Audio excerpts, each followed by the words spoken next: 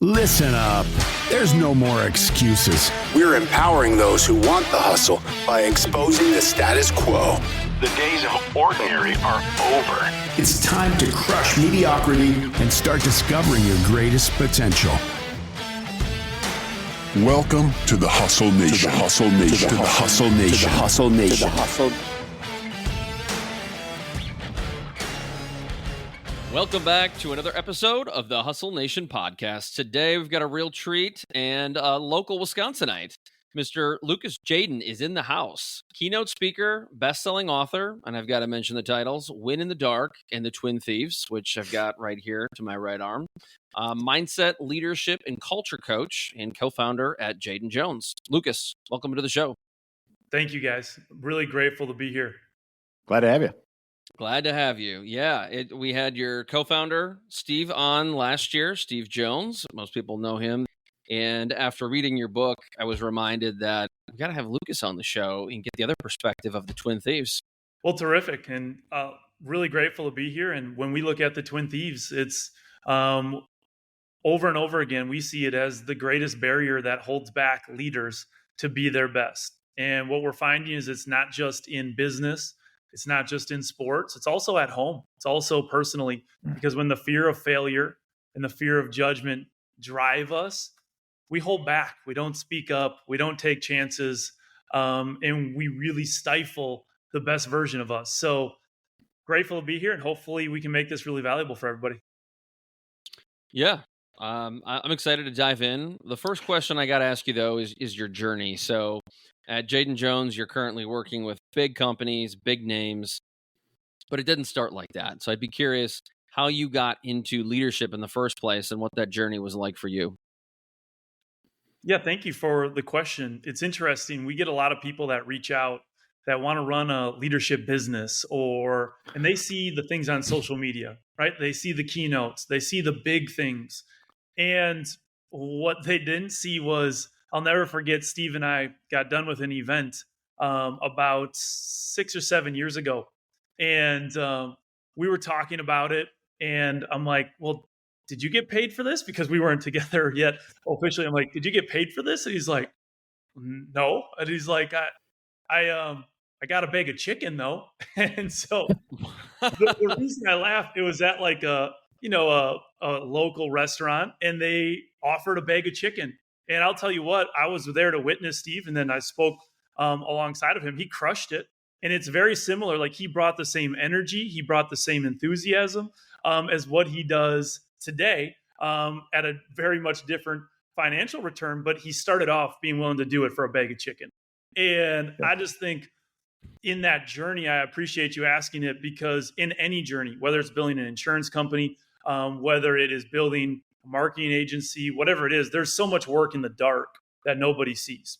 So for me, I'll keep it relatively short on my journey, but I grew up in Freedom, Wisconsin. I was the oldest of two other brothers and had an incredibly close family. Extended cousins were really close, and I was the oldest. And it was an honor to be the oldest. Also, maybe some pressures that went into that. And sports were my world. They were what I woke up in the morning, wanted to do, talked about at recess with my buddies. And then also after we got home from school, we would play with them. And so that's also where my opportunity became, because a lot of people would say my greatest strength was the mental side of it, whether it was basketball, distance running. I did a lot of distance running, but it was also my greatest challenge. And I can remember sometime in high school, really coming headfirst into some anxiety and not having the tools and the mental skills to handle it. And so it came at a high cost. The toughest moments of my life were those years. And I can remember laying in bed, just praying that I would get through it. And I can remember literally praying, saying, God, if you just help me to ease my mind so that I can get some rest. Because we all know what it feels like when you want to shut off your mind, but it just keeps going. That's where I was at. And I can remember praying, like, if you just help me to get through this, I'll do everything I can to pay it forward and help other people win this mental side so that they can be the best versions of themselves. And so through a lot of tough moments, but then also a lot of people that put their arms around me, skills that I searched to learn. I really scratched my own itch, for lack of better words. I was able to grow a business in this, and then join Steve to do this as well. And so today I get the opportunity to work with people at the highest levels of, from hedge funds to professional coaches to business owners to educational leaders. And every time I get the opportunity to do something like this, be on your podcast, to coach them, to do a keynote, I take it as an honor, because I remember that little boy that was literally just praying to get through himself. And so it's a real honor to be able to give back and hopefully help other people along the way. So, Lucas, I think you may have glazed over some things there, because as I look at your background on LinkedIn, you have a background in teaching, basketball camps. You also had trained to be clutch. Most people don't just come out of college or come out of their first job kind of being able to lead like that. So you must have had some kind of run-in with leadership in your teenage years where you said, I am really into this, because for a lot of people, even like Steve, it takes decades. It took me 40 years to get to the point where I really wanted to immerse myself in reading leadership books every single day. Where did that all start for you? It's a great question. I can remember being 12 years old reading Vince Lombardi's Rules to Winning. Like that's different, right? Like I think that's just a little bit different, because that's what lit me up. But I just remember loving to win.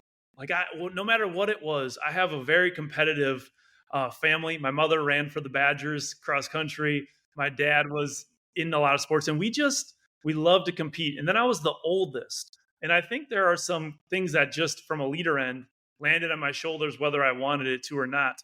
But from that way forward, what I just started to find was, if I wanted to win myself, and then for the teams that I coached, there was a big hole.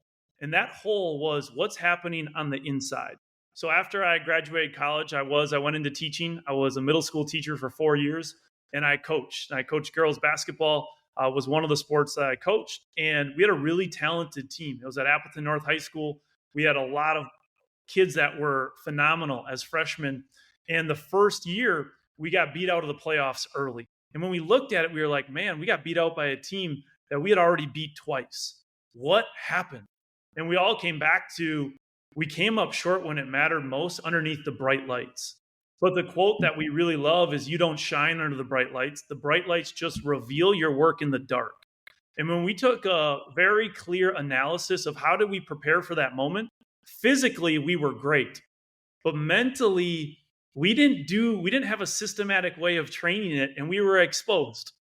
So that work with those kids, teaching middle school kids every single day, day in and day out for 4 years. I know teaching financially may not be the most rewarding career, but as far as experience and honing a skill set, I tell people there's not a better career to go into.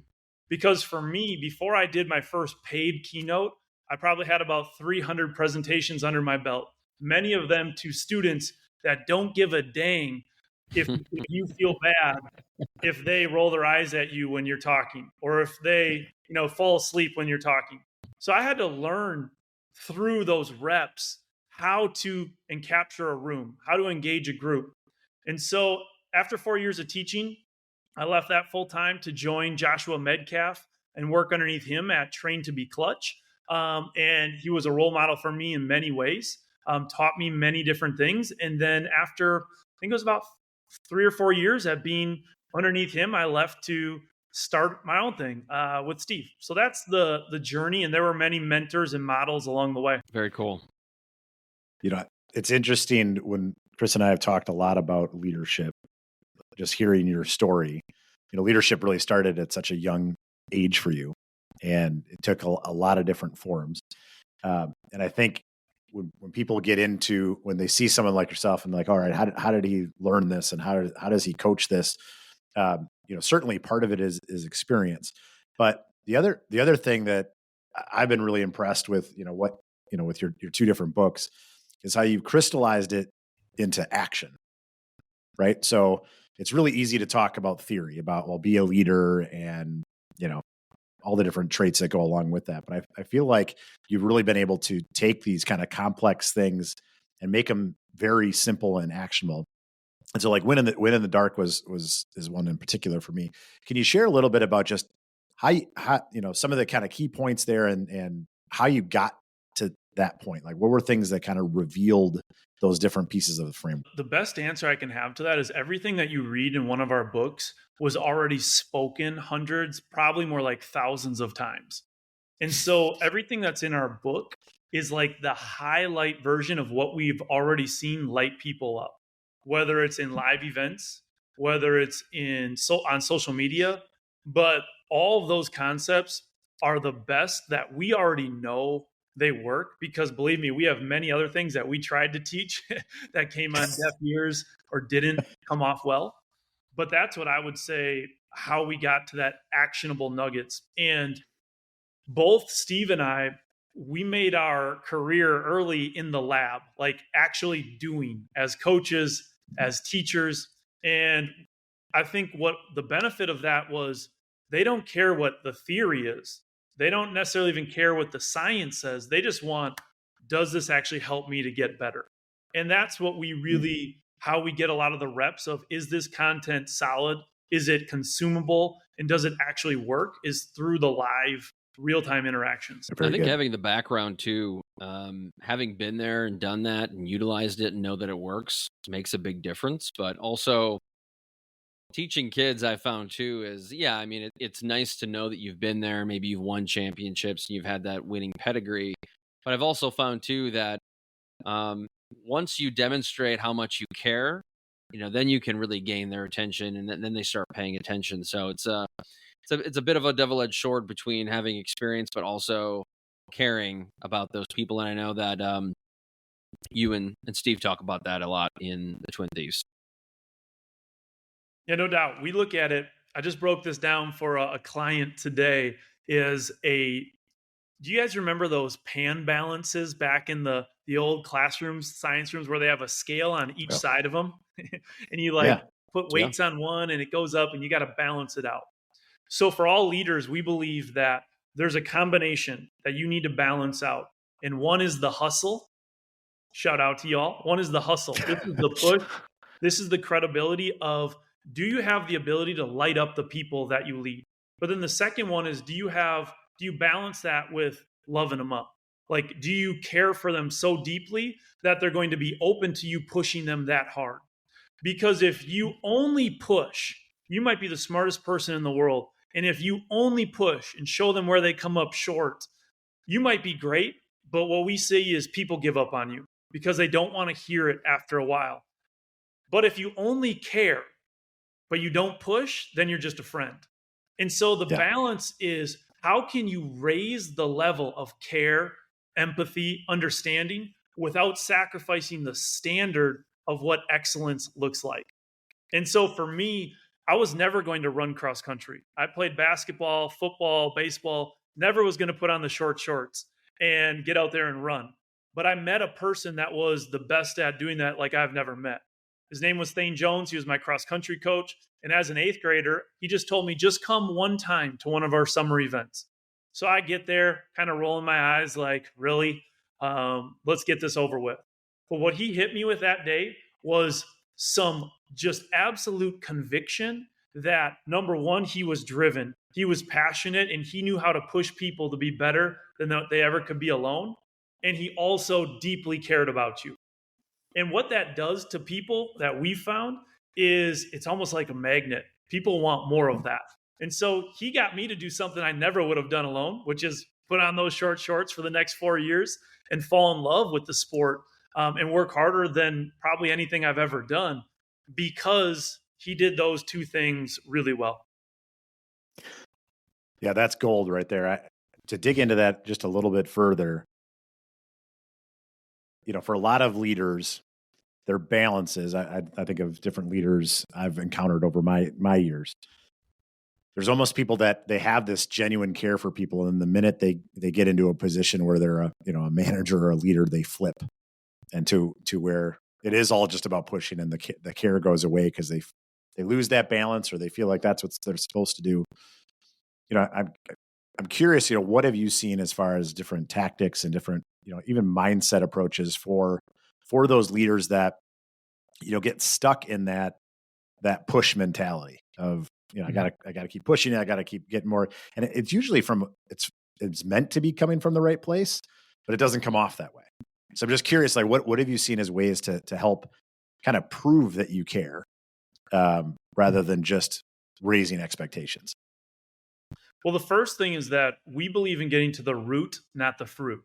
And in our coaching, it's why we think it's different, because the fruit is the symptoms, the behavior that's really easy to see. They're pushing, they don't care, they come off as whatever word would fill in the blank. And I have a lot of empathy for those people because I've been in that situation. And generally, where it's coming from is a place of fear. And those people, even though they're coming off hard, are generally by far their own toughest critic. So we spend a lot of time around what's your little person voice saying? The little person voice is that inner critic inside of us that every healthy human has. It's biologically built inside of us to help keep us alive. We won't break down the neurobiology, but it's just every healthy person I've ever worked with, they have this voice. Unfortunately, most people are ignorant around it. And so they allow that voice to drive. So with that person that you just described, maybe they got elevated into a manager position or a leader position. What might their little person voice be afraid of? What might they be insecure about, do you all think? I mean, it's the twin thieves, right? I mean, think it's failure and judgment. I mean, that's the first thing that comes to my head, right? Not just to pump your book, but that's, to me that, and I guess if I were to say more often than not, I feel like I shouldn't say it. Sometimes it's fear, sometimes it's judgment, sometimes it's both. It's both. But what I want to help people see is take a moment to look at what is the root here. You're operating from the place of your little person voice is saying you can never do this. Why? Because a long time ago, when you were 7, 8 years old, you had a teacher who said you could never do it when it got hard. Or you had a dad that was really critical on you and helped to create this little person voice inside of you. A really powerful activity is look at where did your little person voice learn the words that it uses to try and limit you? And then to look at how is it still alive today? Because that leader is just trying not to screw it up. They're just trying not to be exposed because that little person voice says, you're an imposter. You can't do this. So it comes off as tension. It comes off as just a over push. And so what we first want to do is unwire and help them to see that so they can operate from a place of ease a bit more. Does not mean they are soft. It does not mean they don't push, but it comes from a different energy versus being scared of just being exposed. So number one is we have to do that. Get them to a place of energy where they're trusting instead of just trying not to be exposed. And then number two is they got to have a system of caring. Just like your sales system, just like the systems we have in operation, what's your system to capture the heart of the people that you lead? And what we often see is people get really systematic in those other areas and they leave the relationship building up to chance. And they might say, well, I don't need to do it with so-and-so just because, that's Tommy. He's a high performer. He's just always crushing it. He doesn't need me to do that. And over again, we see the people like Tommy get a better offer and leave. And then they go, I didn't know that he needed that type of connection. So what we want to know is what's your proactive connections? We call it rounding of when you're checking in with these key people, how you're building trust with them to do that and to actually show that you're committed to it. What's up, listeners? I just wanted to say thank you for being a part of the Hustle Nation community. We are absolutely thrilled and honored that you listen to our show. I wanted to take a break to share a special resource with you. I'm talking about our 2020 Vision Guide. This is a pivotal tool we use in our workshops where participants typically invest thousands of dollars for transformative experiences. Imagine having a crystal clear, actionable roadmap to not just meet, but exceed your personal and professional goals. That's the power of the 2020 Vision Guide. And here's the best part. We're offering it to you for free. This is your chance to leverage a tool that has propelled hundreds of people achieve unparalleled success. Visit our website now. I'm including the URL in the show notes below where you can download our guide and start your journey toward clarity and achievement. Don't wait. It's time to create the life you deserve today. Now back to the show. So I'm curious, Lucas, with the little person voice, when I hear you talk about it, I hear imposter syndrome. Are those two the same thing? Are they different? Is imposter syndrome a component of that?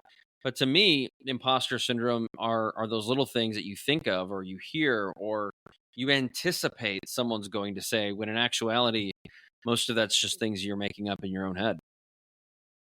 There's a really good quote. I believe it was actually Matthew McConaughey or his dad. All great quotes come from McConaughey, right? That said something like, I've lived through many crises in my life. Most of them never happened. And if you really gather that, how many times do we put a tough conversation that we know we have to have this tough conversation, but we don't have it because our little person voice says things are going to blow up. We're never going to be able to tackle this. And then you have the conversation and you go, well, that wasn't as bad as what I thought it was going to be. If you're like me, it happens, it can happen often.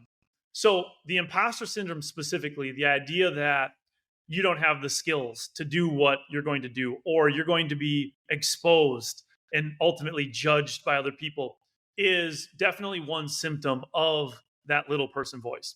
And so it's very common. The thing that, and I'll share this story. I have a client who literally his company has an evaluation of over $1 billion. And the first thing on the outside, people would think this guy's crushing it. Like his company's clearly crushing it. He's confident, good looking, like he's got everything together. Within the first 5 minutes of our call, he's talking to me about, do I have the skills to run my company? Like, he's sharing about the imposter syndrome. And what I've seen over and over is it doesn't matter how many world championships our clients have won, how many dollars they've accumulated, businesses they've exited and built.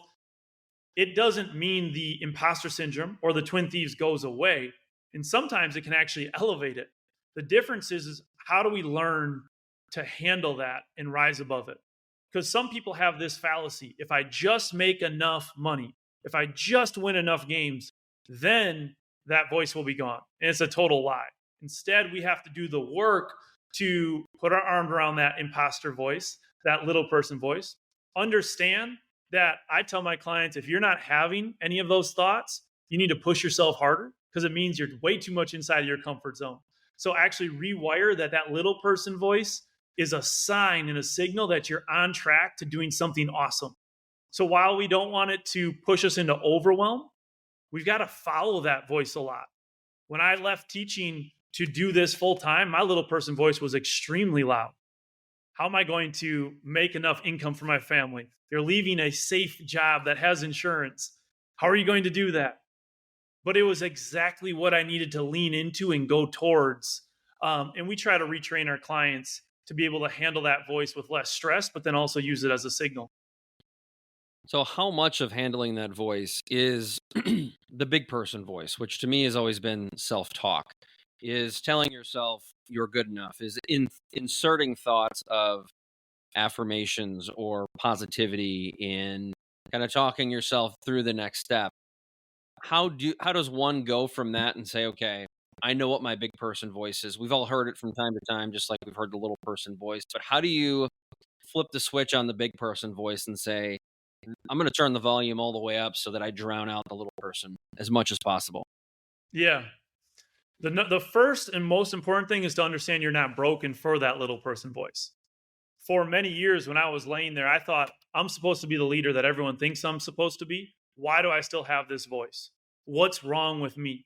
And I was in this internal battle trying to stuff out that little person voice. When you try to silence that voice, what tends to happen to it? Gets louder. It gets louder.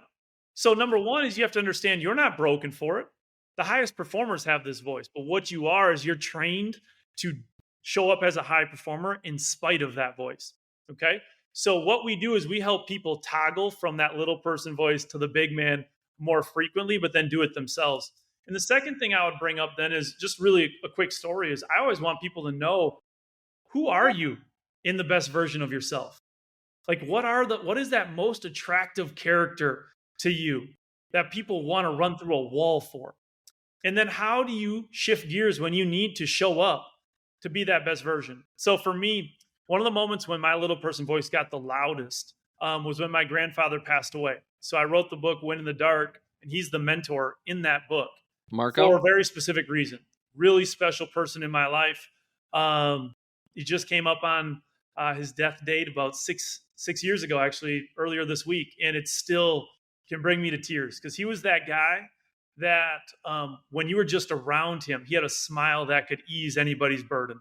And he was that rock for me in a lot of different ways. But he was diagnosed with cancer. And if you've ever seen anybody that had to end up losing a battle with cancer, it's really an unfortunate journey because you see somebody like my grandpa Neil that had so much energy slowly just deteriorate until I'll never forget our last conversation. He was in his recliner where we had had so many vibrant conversations back and forth before. And now he was restricted to just kind of laying there. And he was kind of going in and out of consciousness. And at one point when he came to, he asked to speak to me. And so I'll never forget that drive, guys. I was like 5 minutes away. My grandmother said, "Hey, he wants to talk to you," because it had been kind of a long period. So that he was at this state. And so I get in my car and I get there quickly. And he opens his eyes, and we both had this feeling that we knew it was our last conversation together. And he said, "Number one, I want to thank you for all the great times. And I don't want you to forget that I'm always right here with you." And then he asked me if I would do his eulogy. And that was our last conversation.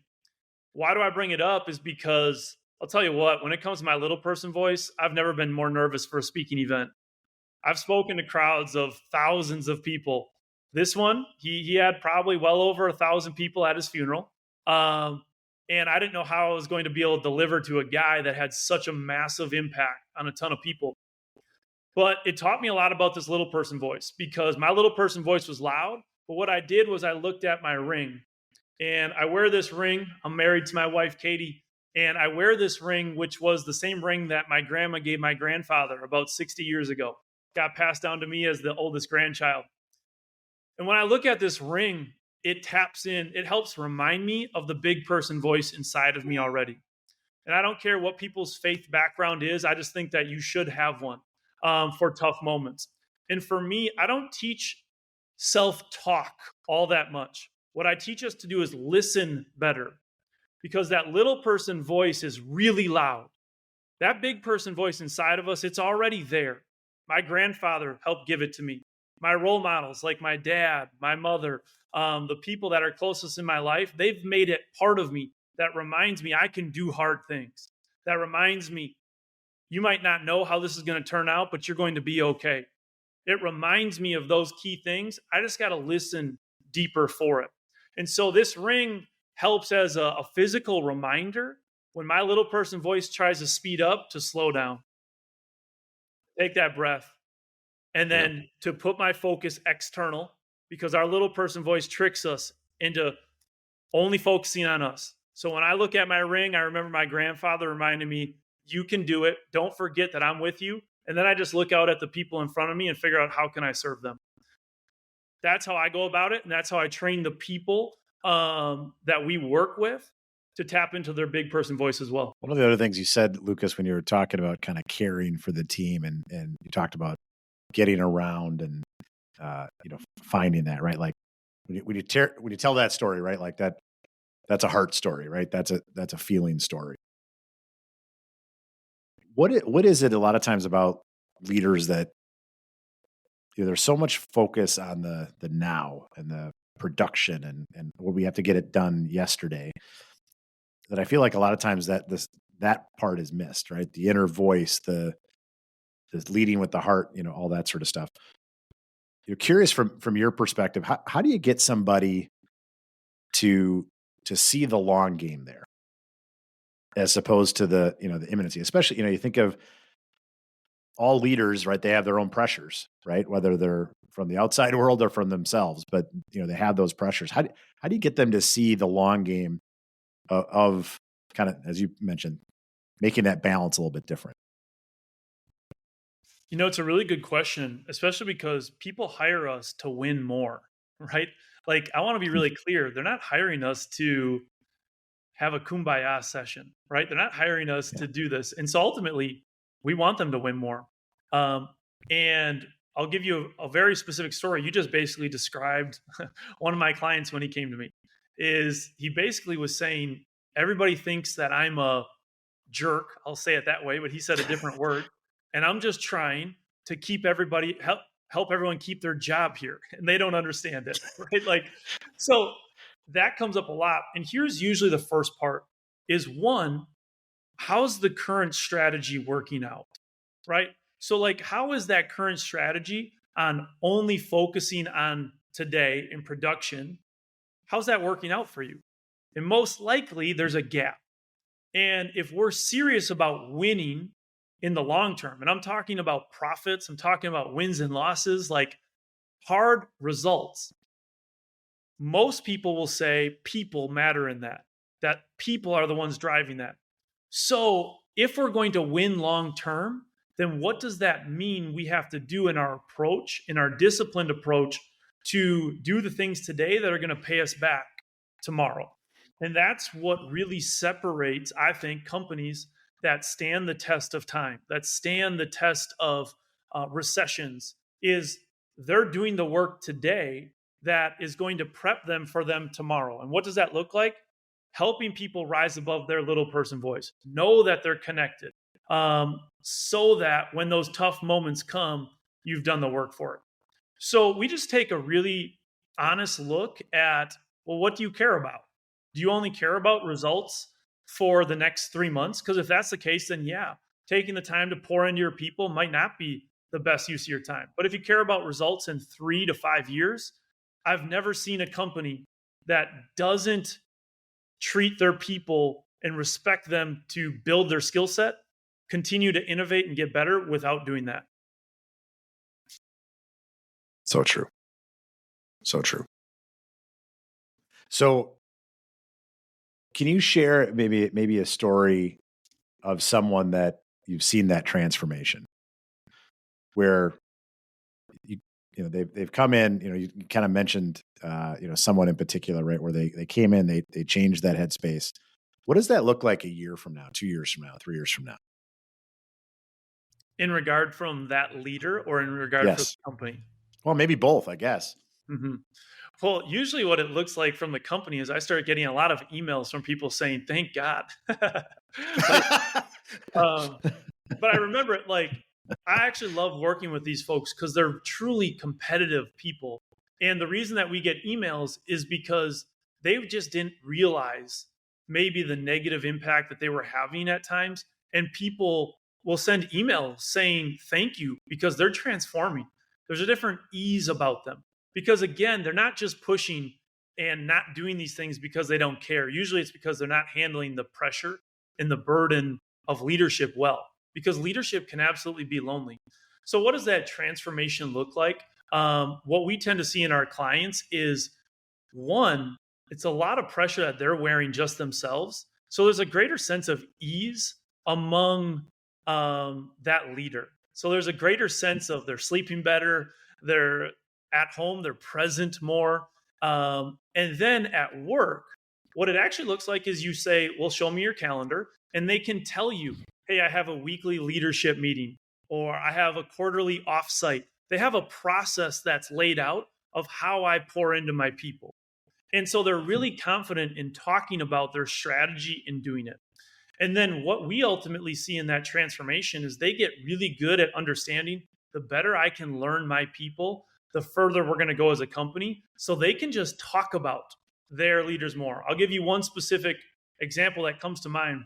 A coach we worked with, still do to this day, Division I coach. You know what? I'm actually going to use his name because he wouldn't mind. So Coach Jose Fernandez is at University of South Florida. One of the best coaches, if not the best in my mind, when it comes to women's basketball. Like, a lot of people look at him as the leader, in one of the key leaders inside of that entire group. And about 4 years ago, it's January. And in the basketball season, that's the hard part of the time, right? Like, it's dark, long part of the year. And Jose pushes his team. Man, they push. and they get great results because of it. He recruits well and he pushes well. But one thing that was what I was noticing is his players wanted more connection time with him. And so I challenged him with this. I said, hey, you're pushing, but is there a way we can figure out time for you to spend one-on-one with them? Now he's got 15 players, one-on-one with them, to pour into their heart, to connect with them, to listen and grow. Now, for someone who's been in the game for many years, he could have easily said, screw you, Lucas, get on the plane, head out of here. Not going to do that. But what he did is he created his notebook. And his notebook is every 2 to 3 weeks, he's sitting down one-on-one with each one of his players and jotting down things that he's learning about them. And they have a conversation where he listens and he cares. So fast forward now, he's been doing that for 4 years. He's more in tune than as many coaches that we work with now, any coach, he's more in tune with them. He hasn't lost that push, but he has a deeper connection from his team as well. So that's a real life example of it. I love That's that. tremendous. With the notebook, I would imagine it gives you another tool in the toolbox to be a better leader. But excuse me, as I think about leadership, how many people have, or maybe in your case, need a strategy? Because just like marketing or business or anything, you can be a great leader, but if your team or your company doesn't have a vision, a coalesced vision for where they want to go and how they're going to get there with their people, I feel like you got to have a strategy. Is that fair? No doubt about it. It's like anything else. We view it as a skill set of you can learn it to be a great leader. You can learn the key factors. We have some science-backed frameworks that we personally use that we know if you score higher in these key areas, we've never seen a leader get worse, like from an example of a strategy. And unfortunately, a lot of people get elevated as an independent contributor. Maybe they crushed it with sales. And so people are now like, well, they must be a sales leader. And they oftentimes fall short. So one is equipping them with the skill set of how do you move the human heart? How do you have tough conversations? How do you help cast a vision? How do you give that feedback? And then going back to your comment, though, on the greater ecosystem, it's really helpful that they understand the direction of the company at large, too, that they're aligned with that direction overall. Because if there's misalignment, it is hard to lead. I mean, you still can. And there's a lot of people that do a great job. We call it create your nirvana. Like they create their own nirvana on their own team inside of a massive company that maybe isn't going well. But it's hard to do over time if there's not that alignment with strategy on the macro level too. Yeah, it just seems to me that so many leaders and businesses are not focused on that strategy. But I love the notebook. I think that is something that anyone listening to this podcast today could take away as a tool to help them create that connection and create more care with their team. Yeah, and if they want, to go further with it, we just say, have the notebook. We call it rounding. What is your cadence for your people that you feel like moves the needle? Make sure that you have the touch points laid out. And then when you sit down with them, it's really about listening at a deep level and figuring out what's been one up for them, what's a win, what's feedback that you can give them that's an up of something they're doing great, and what's a forward for them. What's one thing that they can continue to do better going forward? What do they think is something they could do better doing forward? And if you just have that conversation consistently, that version, we call it fast feedback. A lot of people fall into the trap. They get so busy, they only do a yearly review. They only do a quarterly review. And I like to say, like, what would happen to my son if I told him, hey, Drew, who's 6, we're gonna talk about your behavior once a month. Like, the growth wouldn't be good. So we've got to figure out a way to give fast feedback. And that's one tool that we use to make sure that people are taking care of that. Love it. Well, one of the things that you've alluded to and said a couple of times, and I think you mentioned the listening to your little person voice, right? Like that to me is something, but a lot of what you've said is really this, how do we lead with listening as opposed to lead with talking? And, a lot of people talk around that with leadership, but when you talk about leading with the heart and really trying to engage with somebody, it rarely starts with talking. It always, as far as I'm concerned, leads with listening. And if you can really sit down with somebody and just ask a few questions and learn from them and really intently listen, it seems like your impact as a leader can be so much greater. There's no doubt about that. I can't tell you how many times in our initial kickoff call with someone who's considering coaching, they'll come in and say something along the lines of, I've tried everything and I just don't know where to go from here. Yeah. And what I hear from them is they've tried every strategy, but they're missing the boat. Because what I hear, if you really listen, words are the wardrobe to what somebody believes about themselves. And if you listen, people will give you clues of what are they believing about them. Most of the time, what I hear in people talking is they've only gone to that fruit level. They haven't gone to the root level, because I can literally hear their little person voice coming out, saying, you're not good enough. I don't have what it takes. What if this fails? But they've never had anybody to help them address it. But it starts with listening. What about asking questions? Because so often when a leader is faced with someone on their team or a situation, I'm quick, especially as a marketing background, as a creative person, to just go boom, boom, boom, boom, boom, and just give them a whole bunch of stuff, which is, as we know, not a good way to lead.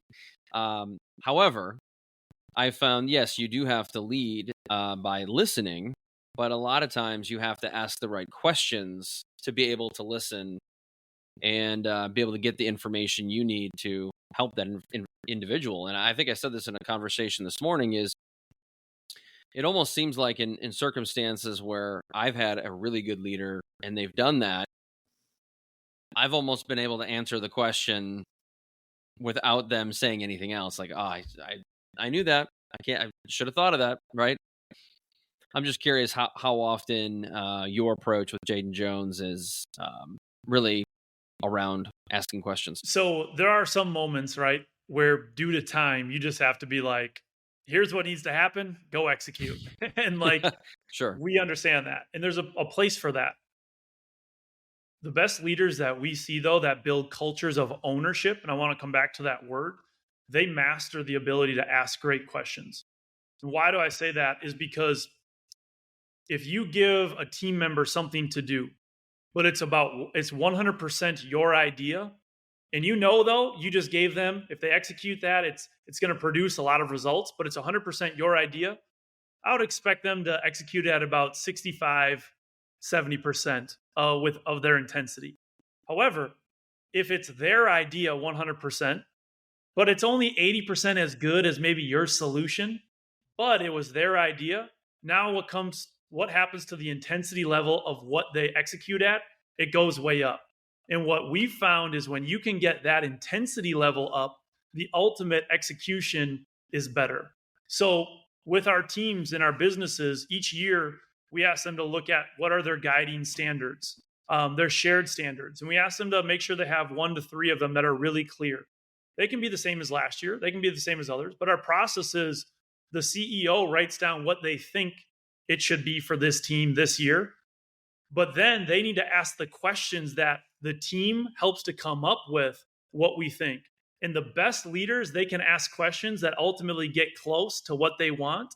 But if it comes from the leaders or the leadership team themselves, now they have that buy-in. And so just like these podcasts, we've been on many podcasts. The answers are usually only as good as the question is, which is why I appreciate you too. You've done your work. You've really asked some good questions. And so we really believe that in order to get buy-in, great leaders are asking better questions. Yeah, I think from my perspective, being on a podcast or being a co-host, part of it's just about being a student of the game. And I think the more of these you do, Dustin talks a lot about at-bats. The more at-bats you get, the better you're going to get. But also, it helps doing your research. I mean, one of the reasons I ordered Win in the Dark a couple of weeks ago is because I want to make sure I have this knowledge. And then I hear you talk about your grandfather, aka Marco, from the book, and it all makes sense, right? And I try to ask better questions. I try to be a better leader. And like you say with the Twin Thieves, it's something that it's kind of always going to be there in perpetuity, and you have to continually work to always get better. It's a never ending game, right? No doubt about it. And we have a story that we love. If you don't mind me sharing it quickly, that speaks Yeah. to that directly. And it's about a guy named Kano Jigoro, and he was the founder. Originally, he was in judo. Or sorry, let me start this over. So I've told this story hundreds of times, but his name's Kano Jigoro, and he originally was in jiu-jitsu, but didn't like it because a lot of his moves weren't legal, right? They weren't okay. So he decides to start his own sport, and he calls it judo. Entrepreneurial, right? He calls this sport judo. As an athlete, he is top at it. Then he goes on to spread it around the world to what it is today, an Olympic sport. And in that sport, they have the different belt levels, right? They have white belt signifies beginner, black belt signifies expert.